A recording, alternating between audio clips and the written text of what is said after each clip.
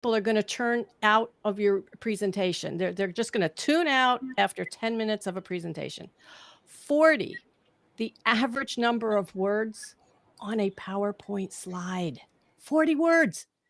$250 million are wasted every day on poor PowerPoint presentations. That's a mouthful. Now you're wondering, okay, so fine. So what am I supposed to do? Well, you need to stay and watch this episode of Make It Click, because today I have with me the wonderful Brigette Callahan, who is a presentation design strategist.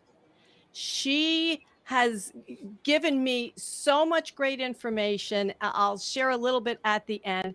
But Brigette, welcome to Make It Click. I am so happy to have you here today.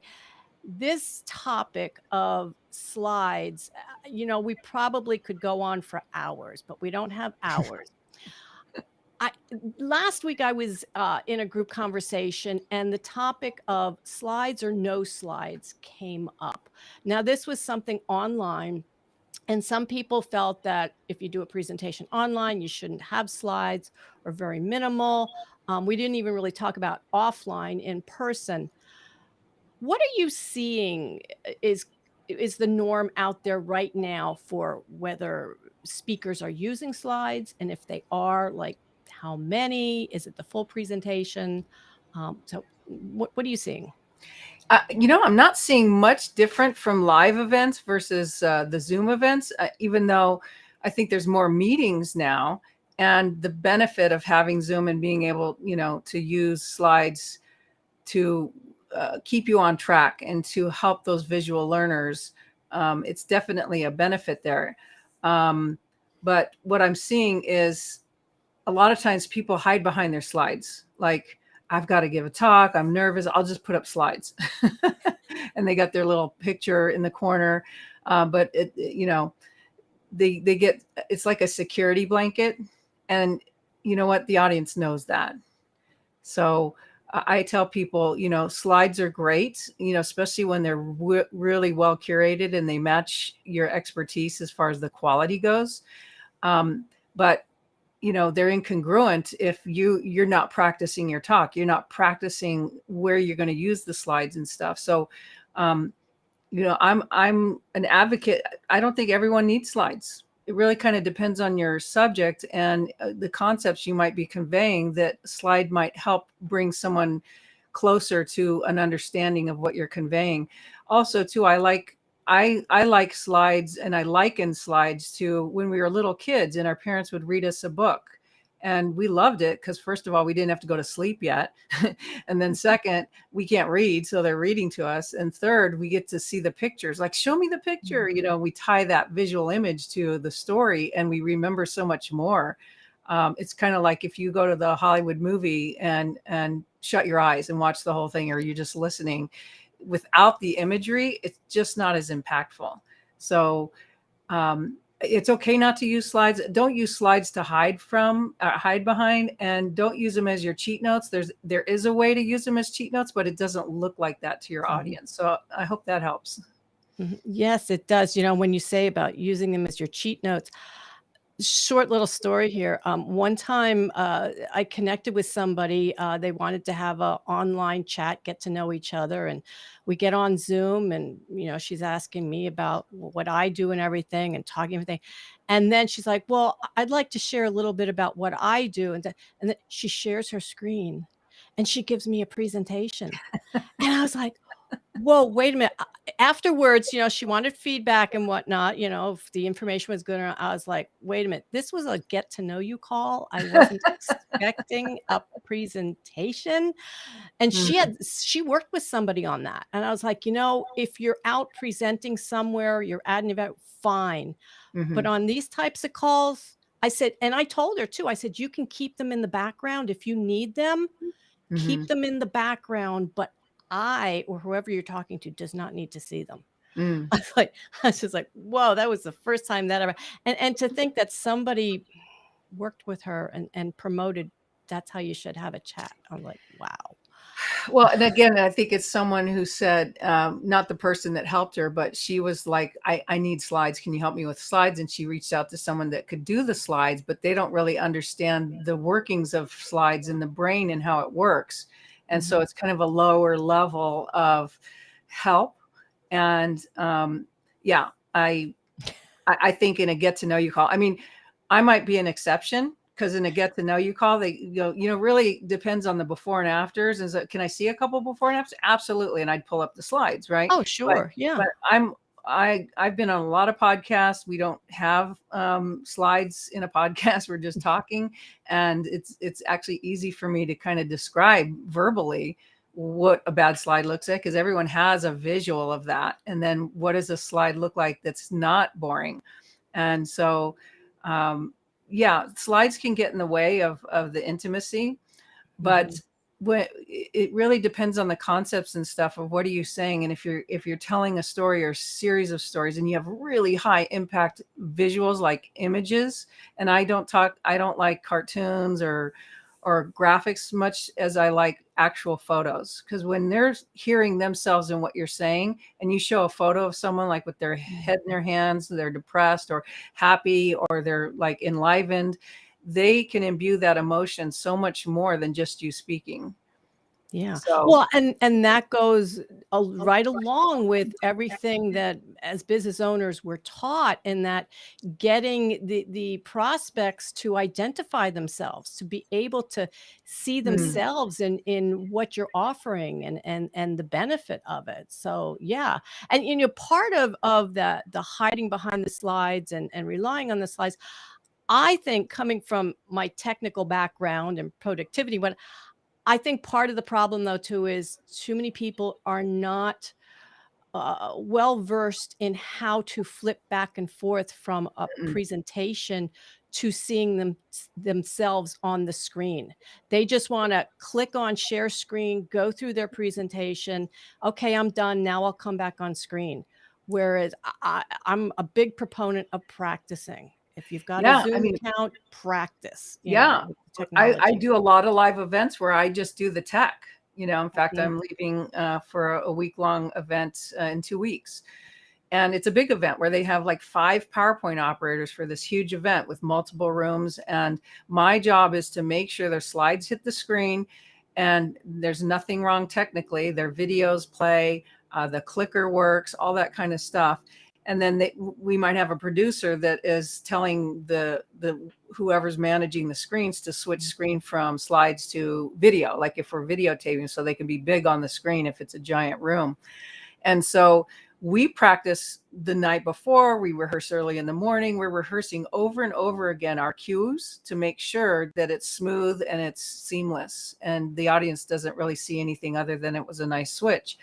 But it takes a lot of practice, especially if you have a big team. Like we have a team of, anywhere from 5 to 10 people back behind the screens or in the back of the room that are orchestrating this whole event, from video, music, lighting, and all that, and slides. And so, just like you're rehearsing at home, you want to practice the tech, and you want to Mhm. practice it probably 10 times more than you would think would be enough. So if you do it 1 or 2 times, do it 20 times. Mhm.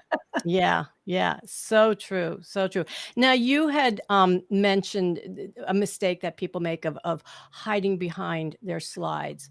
What do you feel is the number one, the big mistake that speakers make when they start a presentation? Well, it's so funny because I've been listening to some videos of people presenting and stuff. And, it's so funny. And these are seasoned speakers. And before they get started, they just make an excuse like, see, please excuse my slides. I was working on them while I was, getting ready last night. And, you know, whatever they say, right? But even if that's true, don't tell them. If your slides are horrible, don't tell them, let them figure it out, because what you're doing is you're sealing the deal, right?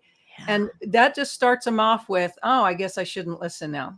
Mhm. So, uh, why are you saying that?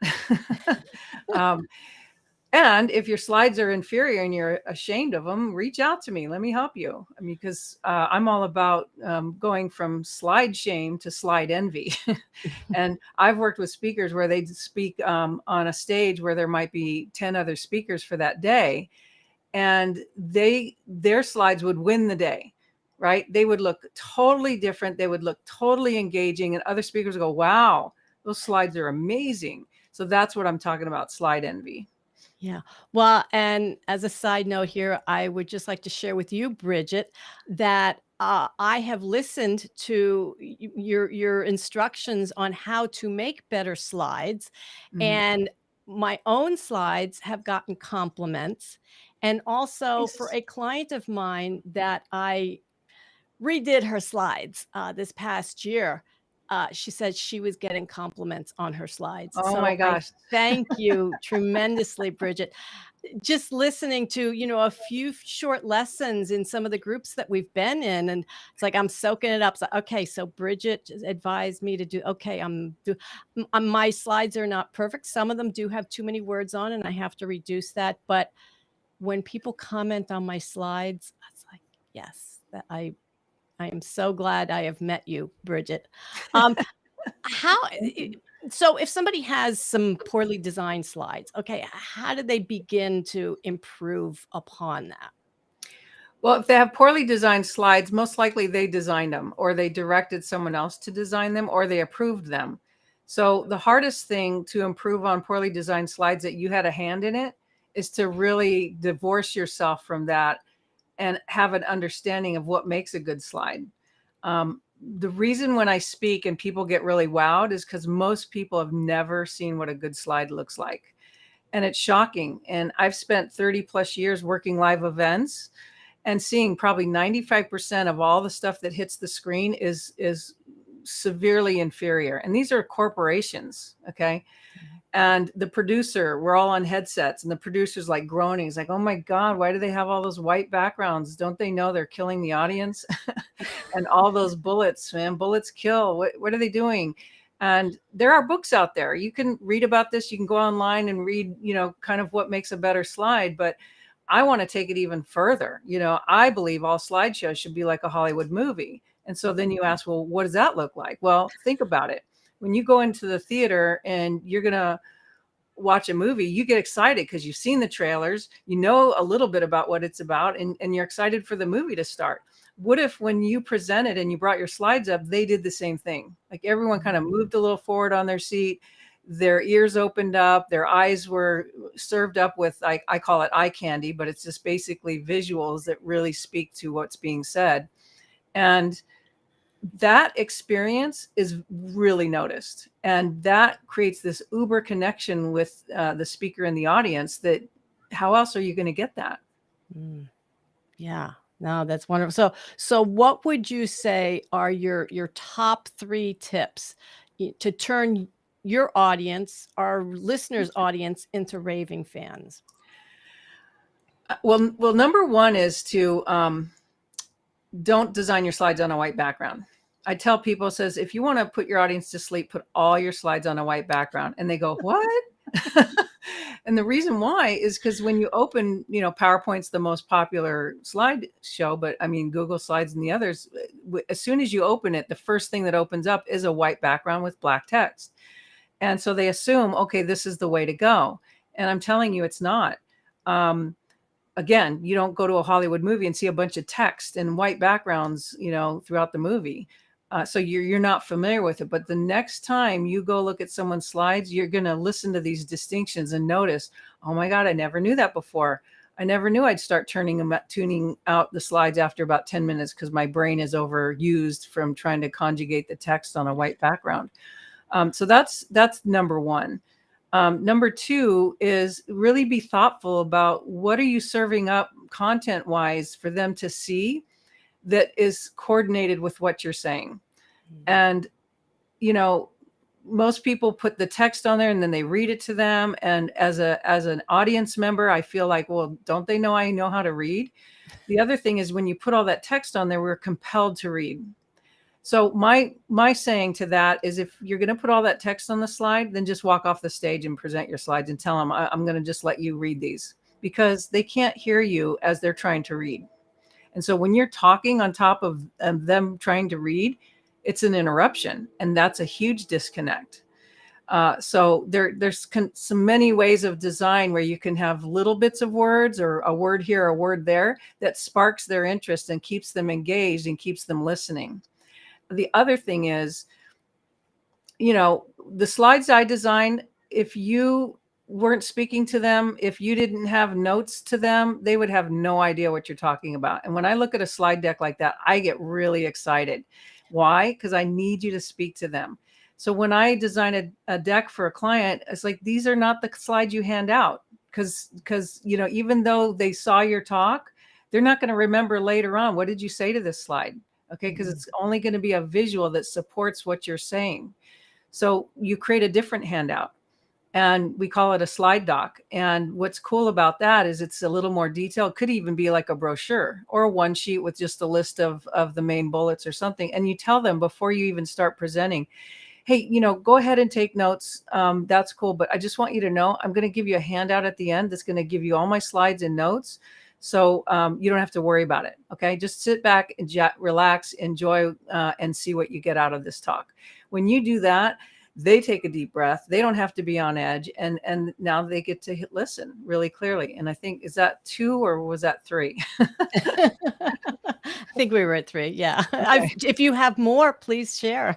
What's another one? Find really great visuals. I call it limbic messaging, from a visual sense. So the limbic brain is the emotional brain, the fight or flight brain, but it's also, that's what instantly ties us in the emotion of what you're trying to say. And so when you can find visuals, actual photos of people, not cartoons, we don't relate to cartoons, but when you're talking about something that you want to get the emotional impact, do you see yourself in that slide? Does the audience see themselves in the picture that you chose? And that's kind of our sweet spot, is we really find those visuals that are like that Hollywood quality that tells the visual story along with your story. So in stories today are so important. It's not about reading bullets or just listing accomplishments. It's like, tell the story behind the accomplishments. So Yeah. Yeah. No, that's wonderful. Something you said, well, a couple of everything you said was so amazing. But again, ever since I started learning from you, Bridget, yes, I am critical of watching other people's presentations now myself. And I have had a few instances recently where I couldn't stay. It was oh so my gosh. bad. There were so many words on the slides. The young man doing the presentation, the one I'm really thinking of, there I said in the beginning, there's 40 words on average per slide. Oh my God, he had to have 5 times that many. Oh, Every word that he was saying was on every slide. It was so bad, and I was even looking for a way to connect with him offline that I could, like, recommend you to him, but I couldn't find any way to connect with him, but I couldn't stay. It was just so bad, and it's just so sad. I'm seeing it all over now, and like you say, big professionals that have really bad slides. oh, a lot. A lot. Yeah. And these corporations, they're stuck to their templates. They have to use it. It was branded by their art department or their marketing department. And here's my big pet peeve about that. They don't teach slide design in art school. I learned it Mhm. from working at an event company way back before computers. And we had to create animations and text and everything on a drawing board. But then when the computers came out, it just made my job so much easier. But it also put the job into the hands of everyone. It's like, oh, I can animate the text and have it bounce across the screen. And it's like, oh my God. Oh, don't do that. I was reviewing some slides for a potential client yesterday, and she had done that. And she goes, well, I told you I was second grade slides. I go, no, this isn't second grade level. They don't know how to bounce the text. This is fifth grade level. Oh my goodness. You have just given us a ton of great information on slide presentations. So, Bridget, is there something that you wanted to share with the audience today to help them to do better slides? Yeah, well, I would love to share my website. It's called createslidesthatconvert.com. And I think we're going to drop a link down in there. And I've got some paid trainings on there. I've got some free trainings on there. Um, there's this one course that walks through, I call it Rise Above the Rest mini course. And that's a series of videos that walks through how I created my slides and how I got rid of bullets and created something different than bullets, and how to, get it to look more rich and more Hollywood like.